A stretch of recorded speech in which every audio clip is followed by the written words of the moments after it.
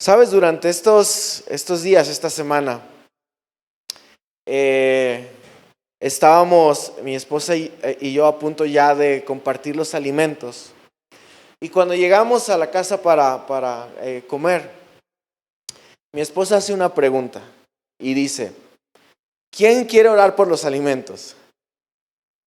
Mi hijo inmediatamente dice: yo oro. Dijimos: bueno, se empieza a orar, ¿verdad? Y empieza a orar por los alimentos. Y mientras empieza a hacer una oración por los alimentos, ¿verdad? Empieza a decir: Señor, gracias porque tú nos das que comer. Te doy gracias porque tenemos esta comida, Señor, que mi mamá preparó muy rico para nosotros. Pero también te doy gracias, Dios, porque mis papás son pastores y porque son los mejores pastores del mundo. Y empezó su oración a irse por otro lado, ¿verdad? Pero eso cautivó mi corazón, porque hay una escritura que se encuentra en Jueces capítulo 2, verso 10.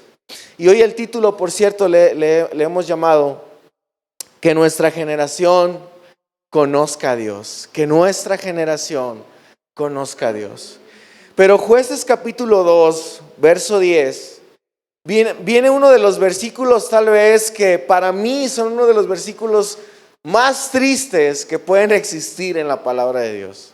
Si tú lees la Biblia, Jueces 2:10 es uno de los versículos que te pegan en el corazón. Son tristes de leerlo. Tal vez quisiéramos que no estuvieran en la Biblia, pero también nos muestra algo importante para aprender el día de hoy. Jueces capítulo 2:10 dice: después de que murieron todos los de esa generación, creció otra generación que no conoció al Señor, ni recordaba las cosas poderosas que Él había hecho por Israel. Hubo una generación, dice la Escritura, que no conoció de Dios. El libro de Jueces cuenta la historia de los líderes religiosos, políticos que hubo en Israel, desde la muerte de Josué hasta la elección de Saúl como rey. El libro de Jueces cuenta todo esto, pero este texto, el autor nos revela una de las principales razones por las cuales la nación de Israel experimentó tanta dificultad durante este periodo de tiempo, el periodo de los jueces. Israel pasó por un periodo difícil y aquí nos cuenta la razón principal por qué el pueblo sufrió tanto. Porque hubo una generación que no conoció de Dios. Ahora, esto me lleva a preguntarme: ¿quién era la generación que no conoció de Dios? ¿Quién fue esa generación que no tuvo ni idea quién era Dios? Esa generación que no conoció a Dios eran los nietos de Moisés. Ahora, yo no sé si tú de repente piensas en esto, pero imagínate Moisés, un hombre que pudo ver milagros y señales de parte de Dios, un hombre que fue de los principales para dar a conocer al pueblo de Dios lo que Dios quería y anhelaba para su pueblo. Un hombre que vio milagros extraordinarios, como a ver cómo un mar se convertía en un muro, ¿verdad? Abriéndose para que el pueblo pudiera pasar en seco. Un hombre que pudo ver cómo Dios envió plagas a Egipto para que el pueblo de Israel fuera liberado. Un hombre que con tan solo golpear una roca, de esa roca salía agua. Un hombre que en sus manos tomaba una vara y esta vara tomaba forma de serpiente. Un hombre que experimentó las maravillas y el poder de Dios. Ahora, imagínate esto. Imagínate dar tu vida por una causa que tú crees. Dar tu vida por algo extraordinario. Maravillas que tú viste de parte de Dios y que de repente tus nietos ni sepan qué rollo. Oye, ¿recuerdas lo que Moisés sabe? ¿Quién? Oh, ni se acordaban, ni lo conocían.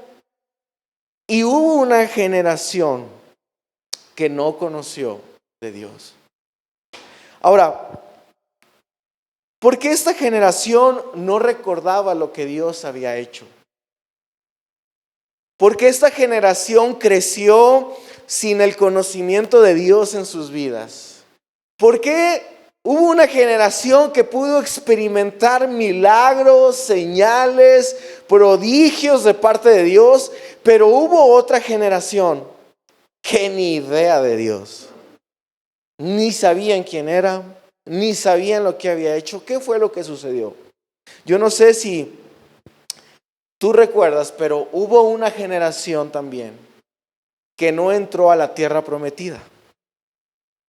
Hubo una generación que mientras caminaba en el desierto murió y no llegó a conocer la tierra prometida. Esta generación eran los abuelos de estos nietos que no conocieron a Dios.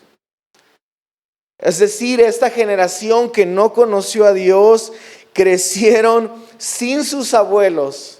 Crecieron sin esos abuelos que pudieran darles ese mentoreo a los padres, que pudieran abrazar a los nietos para enseñarles de Dios. Y esta generación creció sin abuelos y fue una generación que se perdió. Ahora, esto se me hace muy loco e increíble porque creo que yo, por ejemplo, la primera vez que fui padre con mi hijo, lógicamente había muchas cosas que yo no sabía. De repente yo le veía cosas y yo me asustaba. Yo, ay, se está ahogando, ¿verdad? Cuando de repente lo dormíamos, yo me acuerdo que me levantaba y le ponía el dedito en la nariz, decía a ver si está respirando, ¿verdad? Me asustaba y era un papá asustadizo. Pero a veces hasta en mi manera de agarrarlo, de tomarlo, tenía que hacerlo con mucho cuidado. Pero por ejemplo llegaba mi mamá y me decía, no te preocupes, mira, y lo hacía taquito y lo hacía como quería, ¿verdad? Lo agarraba como si nada y cuando a veces yo sentía que le pasaba algo, pues ella me orientaba para decir, no te preocupes, está bien, es normal. Pero también me servía para que cuando yo hacía concha y decía, no pasa nada, a ver qué pasa si le doy poquito chile. No, ¿verdad? También estaba la mamá, pues no le des eso. Cuando yo a lo mejor quería hacer las cosas a la ligera con mi hijo, tenía a mis padres que me decían, no, eso no lo hagas porque esto lo puede lastimar, eso lo puede dañar. Y de cierta manera eso como padres te ayuda, ¿cierto? ¿Cuántos de aquí como padres se sienten identificados con eso? Cuando tienes a alguien más que te está ayudando y eres papá primerizo, eso, el tener padres y que tus hijos tengan abuelos te ayuda bastante. Ahora, yo creo que yo soy mejor padre porque tengo padres que me ayudaron a ser mejor hijo. Yo puedo ser mejor padre porque los abuelos son parte de la vida de nuestros hijos. Somos mejores padres porque los abuelos están involucrados y se meten en la vida también de nuestros hijos. Y esto es increíble porque hay una estadística que no es una estadística cristiana, sino es una estadística a nivel global, mundial, que dice que si hay chicos y chicas que tienen abuelos en sus vidas, el porcentaje de suicidio en esos chicos o chicas es prácticamente cero. Niños que crecen con abuelos cercanos, prácticamente el índice de que ellos quieran en algún momento suicidarse es cero. Curioso, ¿no? Y no es una estadística cristiana, es una estadística a nivel global. Entonces, ¿qué tan importante es que las generaciones estemos conectadas? Que nuestras generaciones estén conectadas con el Señor. Que nuestras generaciones puedan estar ligadas y firmes en Dios para que nos pueda ir bien en este mundo. Ahora, cuando incluimos a Dios en nuestras vidas, los más beneficiados siempre vamos a ser nosotros. Si tú decides incluir a Dios como parte de tu vida, el más beneficiado en todo eso eres tú. Dile a la persona que tienes ahí a tu lado, el más beneficiado eres tú. Te conviene, busca de Dios, te conviene a ti. Porque te conviene más a ti que a cualquier otra persona. En Estados Unidos, cuando se fundó esta nación por primera vez, que se estableció como un país, ¿verdad?, independiente, sus fundadores tenían en mente algo muy claro, y era construir una sociedad bajo las leyes éticas, morales y espirituales que dependían totalmente de la Biblia. Es decir, su nación se fundó en esos principios morales, espirituales, en su forma de actuar de acuerdo a la palabra de Dios. De hecho, los primeros presidentes como George Washington, Thomas Jefferson, creían que la Biblia era importante para establecer principios dentro de su nación y gobernar con sabiduría. De hecho, Thomas Jefferson en algún momento dijo: la Biblia es la piedra angular para la libertad. Si uno quiere gozar de buena libertad, la Biblia es la piedra angular para una verdadera libertad. Ahora, es interesante porque tú ves que cuando Estados Unidos empieza a crecer económicamente como potencia, era porque sus bases fundamentales siempre estaban puestas en Dios. De hecho, dentro de sus billetes, en el billete de dólar, ellos tienen una frase escrita que es In God we trust, que significa en Dios confiamos. Imagínate, en uno de sus billetes tienen impreso en Dios confiamos. Porque la manera en cómo ellos fundaron esta nación fue creyendo en que solamente Dios era capaz de ayudarles a hacer una nación fuerte, una sociedad estable. De hecho, cuando se firmó la Carta de Independencia en Estados Unidos, la firmaron 55 hombres que pusieron como fundamentos bases en los cuales esta nación se iba a establecer. Y es interesante saber que 52 de estos 55 hombres que firmaron esta Carta de Independencia, 52 hombres eran temerosos de Dios, amaban a Dios. Y por eso fue una nación que le fue bien. Fue una nación que llegó a puntos importantes donde crecieron, donde su economía estalló, donde pudieron ver cómo les fue bien en todas las áreas, en ciencias, en tecnología, crecieron como potencia mundial, pero Dios era su fundamento. Ahora, hay veces que tal vez como familias, lo hablábamos incluso el día de ayer en punto de partida, hay veces que como familias no tomamos en cuenta el valor que tiene que Dios sea el centro de nuestras vidas.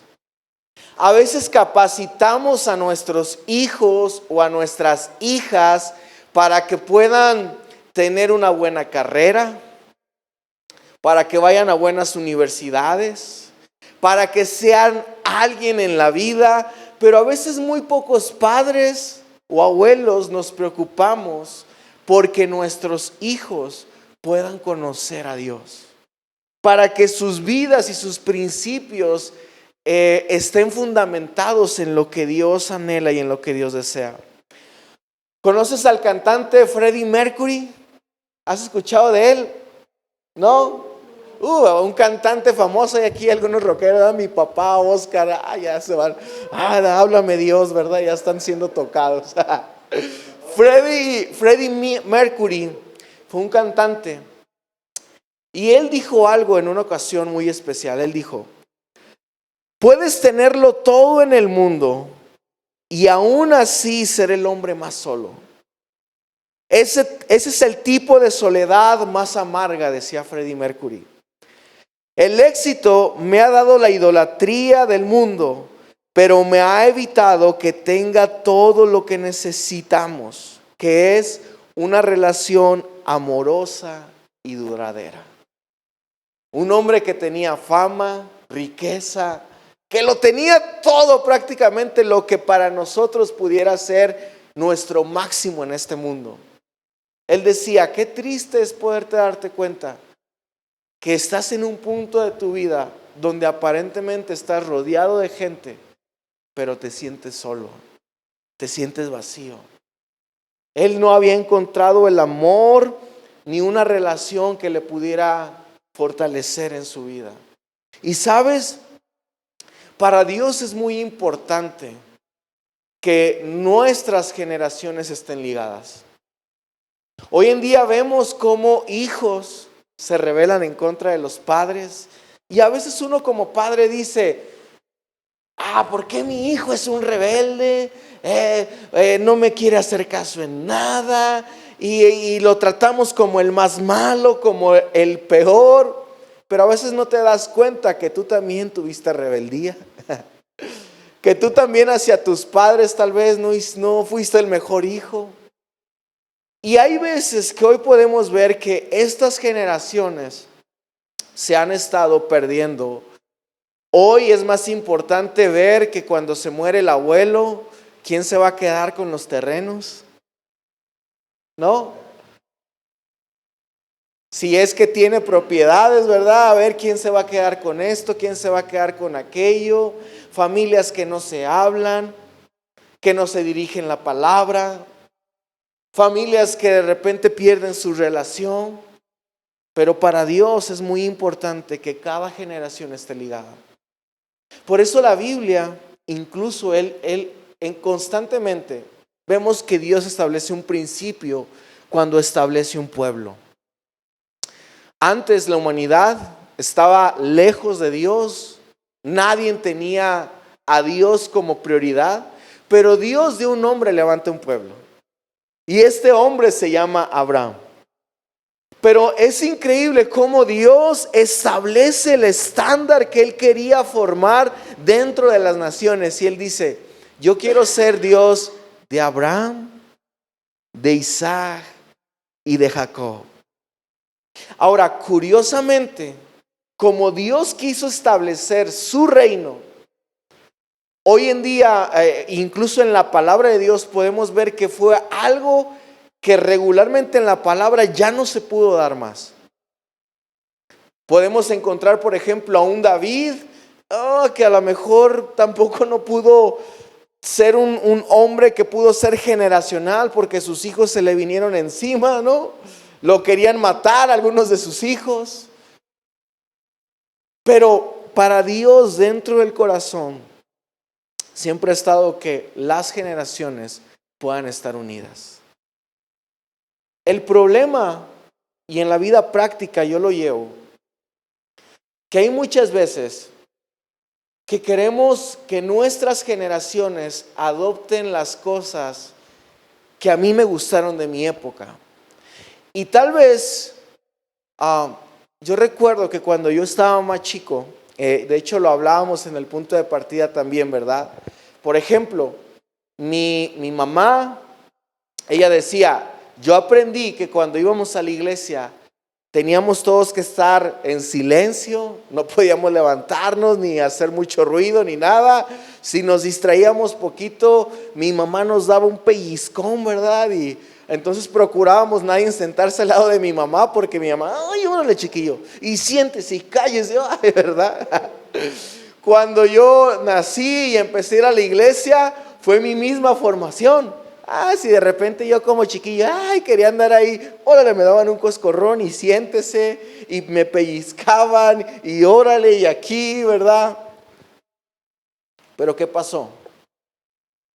que hubo una generación que la quisieron educar dentro de la iglesia como ellos fueron educados. ¿Y qué pasó? Que la madre desde pequeña llevaba a sus hijos y el niño quería correr y la mamá le decía, siéntese, y lo pellizcaba. Y aquí se va a quedar. Oye, mamá, no, y aquí, y cállese, y no diga nada. Pero pasa el tiempo, el niño va creciendo, se va haciendo adolescente y dice, mamá, yo ya no te quiero acompañar a la iglesia. La mamá le dice, si no me acompañas a la iglesia, no te voy a dar dinero. Si no me acompañas a la iglesia, estás castigado con esto. Y el hijo, oh, está bien pues, vamos. Y empiezan a ir más a la fuerza que de ganas, están acá. Pero de repente sigue pasando el tiempo y el adolescente se convierte en un joven más independiente. Donde ya el joven ya no quiere ir a la iglesia, donde ya no quiere asistir. Y la mamá le dice, hijo, necesitas ir a la iglesia. Necesitas venir a nuestra iglesia. Y el hijo le responde, mamá, nuestra iglesia, más bien tu iglesia. Porque el niño tal vez nunca se sintió parte de la iglesia. Nunca se sintió parte de. Porque lo obligaban, lo llevaban, porque los padres querían que los hijos cumplieran sus estándares. Lo que para ellos era mejor. Empezaron a escuchar nueva música, ¿verdad? Funky, rap y uno, se escandaliza y eso es del diablo. No, mira, tú debes de escuchar estos coritos que te llevan a la gloria de Dios. Y hoy vemos una generación tal vez que tiene otros gustos diferentes a los nuestros y decimos, generación rebelde, por eso estamos como estamos. Pero no hemos entendido que esta generación es una generación diferente. Es una generación que su forma de conocer a Dios es distinta. Mira, lo voy a poner de esta manera. A mí, por ejemplo, en lo particular, a mí me encantan las predicaciones que son como gritos, ¿verdad? Donde te regañan, donde te enseñan. A mí me encanta. Yo la verdad sí lo disfruto porque yo crecí en esa generación donde te avientan el saco, ¿verdad? Y recibe y toma, la verdad. Y parece que te hacen un kamehameha. A mí me gusta. Yo crecí en una generación así. Me gusta. Lo disfruto. Me gusta cuando me ponen las manos, cuando que me caigo y no me caigo y me avientan. Lo disfruto. Porque yo crecí en esa generación, en una iglesia así, me estoy explicando. Pero hoy en día, tú los llevas a los chicos a la iglesia, donde hacen una iglesia tal vez como a ti te gustaba. Y el hijo dice, no, es que no me gusta que me peguen en la panza. No me gusta que me estén orando aquí y luego le huele la boca al hermano.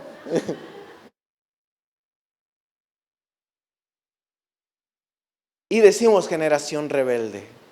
Yo pregunto, ¿eso es una generación rebelde? ¿O será que esta generación busca algo más auténtico? Busca algo más real. Busca personas. Esta generación busca conectar. ¿Y sabes qué es lo increíble? Cuando yo encuentro que Dios era Dios Abraham, de Isaac y de Jacob, encuentro que la clave en ellos estaba en Isaac. Porque ¿cuántas predicaciones de Abraham no has escuchado? ¿Cuántas predicaciones de Jacob no has escuchado? Muchísimas. Pero yo pregunto, ¿cuántas predicaciones de Isaac hay? ¿Cuántas veces has escuchado una predicación poderosa de Isaac? Y Isaac, no es tan relevante, ¿no? Estuvo más chido, más poderoso lo que hizo Abraham, lo que hizo Jacob, pero Isaac. Pero Isaac se encargó de ser ese vínculo entre su padre, el abuelo de Jacob, y entre Jacob. Fue ese vínculo importante que Dios utilizó para que estas generaciones pudieran estar unidas. De hecho, dice la Biblia que ellos, cuando hacían sus carpas, ellos vivieron juntos, vivían a su lado, vivían al lado, eran vecinos, tenían a sus padres, a sus suegros ahí al lado, ¿verdad? Vivían juntos como familia. Y sabes, yo creo que tal vez hay muchas personas que están hoy alejadas de Dios, porque tal vez han tenido un concepto de la iglesia que no es. Yo quiero que haya una generación que conozca de Dios, pero que realmente conozca a Dios, no una religión. El problema, hermanos, es que muchas veces queremos que la gente conozca nuestra religión y no a Dios. Muchas veces queremos que las personas sean como nosotros somos y no que realmente sean como Cristo es. Y hoy me gustaría animarte porque hay veces que, yo entiendo que hay veces que tú a lo mejor no puedes traer ganas de venir a la iglesia.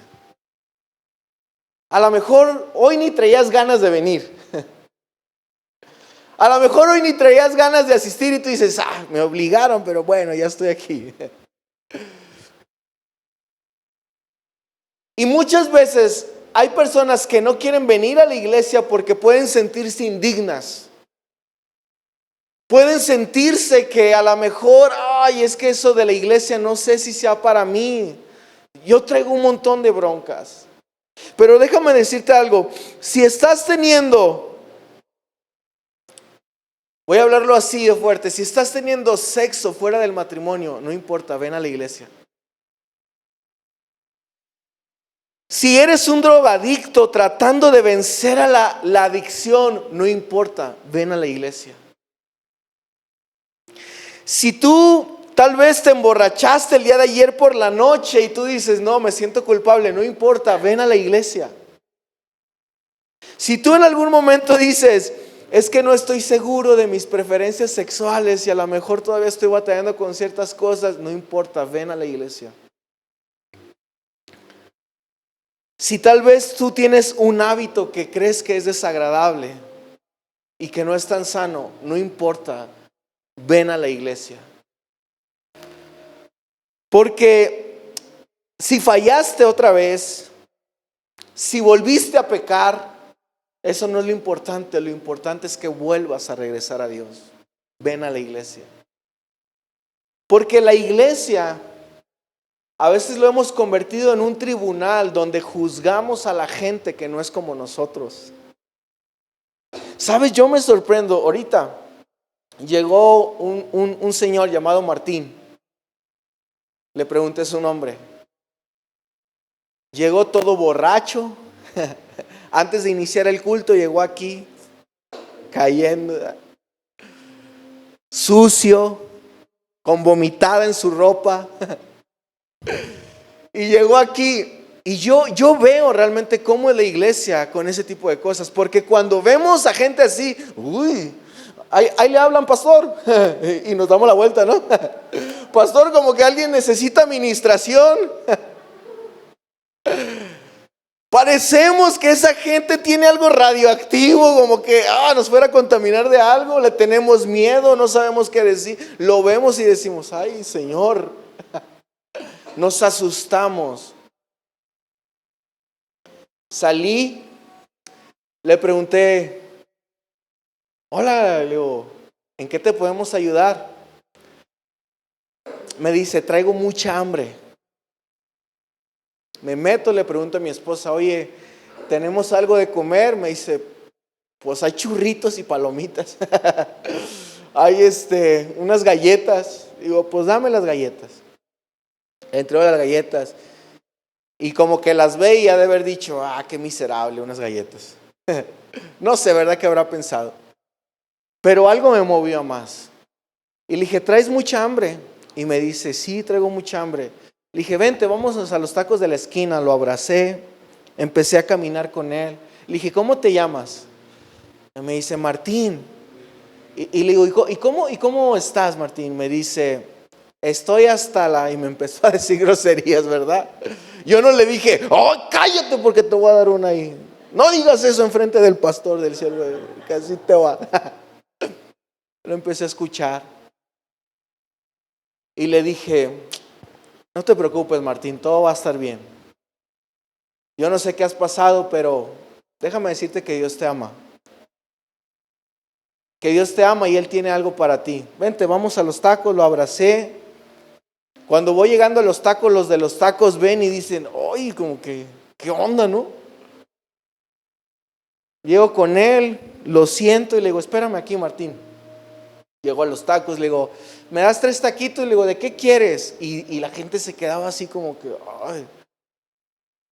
Yo pude notarlo todavía, pedí los tacos para allí. Y vi que a todo mundo le daban sus platitos de plástico normales, ¿verdad? Con su bolsita. Cuando les pido los tacos para Martín, me dan un plato desechable. Órale, ¿verdad? Y luego me dice Martín, oye, ¿y algo para tomar qué? Le digo, no, pues algo para tomar, ¿qué quieres? Y me dice, un tonallita. Le digo, no, Martín, un tonallita no. Le digo, no manches, como un tonallita. Me dice, bueno, una coquita.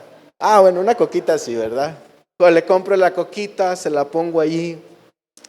Y le dije, ¿me dejas solamente hacer una oración por ti, Martín, ya para terminar? Y le digo, te voy a dejar aquí que disfrutes tu comida. Hice una oración por él.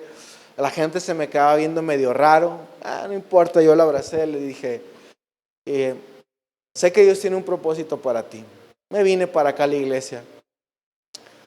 Al poco rato vi que volvió a llegar, ¿no? Después ya no vi a qué hora se fue, ¿verdad? Y llegó y me dice, porque para eso cuando me fui me dice, oye, ya por último, ¿no me das dinero? Le dije, no, Martín, dinero no. Le dije, comida, todo lo que quieras, pero dinero no. Le digo, creo que ahorita en vez de ayudarte te voy a hacer un mal. Dinero ahorita no. No, está bien. La neta, mi respeto, eres a todo dar, me dice, ¿verdad? Me vengo para acá, vuelve a regresar Martín y me dice, oye, ¿no me das dinero de veras, dinerito? Le digo, Martín, ya te dije que dinero no. Y me dice, pero bueno, ¿puedo sentarme aquí? Siéntate el tiempo que necesites, adelante. Esta es tu casa, incluso si te quieres pasar, pásate, donde quieras estar. Se sentó ahí Martín, ya no supe si se comió sus tacos o no. Pero el punto es que todas las generaciones necesitamos de Dios. Tal vez Martín no tuvo unos padres que le dijeran, Martín, Dios es importante. Martín, Dios te ama, Dios está contigo. Martín, eres increíble en Dios. Tal vez no tuvo unos abuelos que lo afirmaran. Tal vez Martín no tuvo una familia, una generación que estuviera con él para ayudarle. Pero Dios desea que nuestras generaciones sean alcanzadas. Esta generación necesita conocer a Dios, no mi religión, a Dios. Necesita conocerlo a Él. La iglesia no es un tribunal donde tú puedes venir aquí y sentirte juzgado por algo que hiciste. A veces lamentablemente como creyentes, y pido disculpas por todos los cristianos del mundo, ¿verdad? Por todos los cristianos del mundo, pido disculpas. Si en algún momento te has sentido juzgado, si cuando has fallado en vez de que te den la mano te dicen, qué bueno, ándele, a ver si así aprende. Discúlpanos. Porque la iglesia no es un tribunal, la iglesia es un hospital para los quebrados. La iglesia es un hospital para todos aquellos que se sienten vacíos, para los que están confundidos, para ti que estás desesperado, para ti que te sientes rechazado, para ti es la iglesia. Entonces, cuando yo veo a los niños brincando, moviéndose, subiéndose a las sillas, pegándoles un chicle, digo, son niños. y les amamos. Es una generación diferente, pero que sin duda alguna necesita conocer a Dios. Entonces, cuando yo escuché orar a mi hijo, Señor, gracias por mis papás que son pastores. Gracias por mis papás, porque son los mejores pastores del mundo. Parte de mi oración es, Señora, enséñame a enseñarle a mi hijo no una religión, sino que realmente pueda conocerte a ti. ¿Sabes cuántos hijos de pastores yo he conocido que están rencorosos en contra de Dios por el ministerio? Yo he tenido amigos que no quieren saber nada de Dios porque sus papás eran pastores. Porque había hijos de pastor que decían, es que mi papá prefería más a la iglesia que a nosotros. Mi papá prefería más a los hermanos que a mí. Porque a veces como pastores tendemos a hacer eso, ¿no? Falla el hermanito, la hermanita, les tenemos misericordia. Y no pasa nada, hermano. Pero falla mi hijo. O falla mi esposa. ¿Verdad? No tenemos misericordia. Y el anhelo de Dios es que nuestras generaciones sean sanadas. Hubo una generación que no conoció de Dios. ¿Y de qué va a depender que esta nueva generación conozca de Dios, de ti y de mí? Que tú y yo les inspiremos, que tú y yo les motivemos, que cuando los hijos nos digan, mamá, papá, la regué, no importa, hijo, vámonos a la iglesia, necesitas de Dios. Porque hay padres que incluso, ¿verdad?, los castigan con no venir a la iglesia. Castigado, ya no vas a ir a la iglesia. Como si eso fuera un castigo. Esta generación necesita conocer de Dios. Yo creo que tú necesitas conocer de Dios. Tal vez tuviste unos malos padres. Tal vez tus padres no fueron los mejores. Pero déjame decirte algo, si tú hoy no decides acercarte a Dios, cuando tú tengas tus hijos todavía van a sufrir más si tú no decides acercarte a Dios. La historia la vas a volver a repetir. Necesitas de Dios si no quieres que tu historia se vuelva a repetir. Necesitas que Dios sane tu generación. Que Dios sane tus generaciones.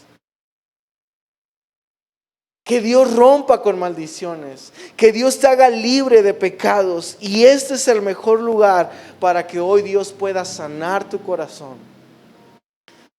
Hoy es esta una excelente oportunidad para que decidas entregarle tu vida a Jesús. Para que le digas, Señor, ayúdame de aquí en adelante. ¿Sabes? Lamentablemente mi abuelo paterno murió de cirrosis a causa de que pues le gustaba mucho, ¿verdad? Como a Martín, le encantaba, ¿verdad? Lamentablemente falleció de cirrosis. Mi papá pues también le gusta, ¿verdad? A lo mejor ya no le encanta como antes, pero le gusta, ¿verdad? Todavía. Yo no lo juzgo, digo, el Señor tiene su tiempo para él, aquí está él aquí hoy y te amo, papá. Yo sé que Dios tiene el tiempo para ti y no te juzgo. Y Dios me libre de juzgarlo. Pero cuando el Señor me rescató a mí, yo decidí romper esas maldiciones para mis futuras generaciones.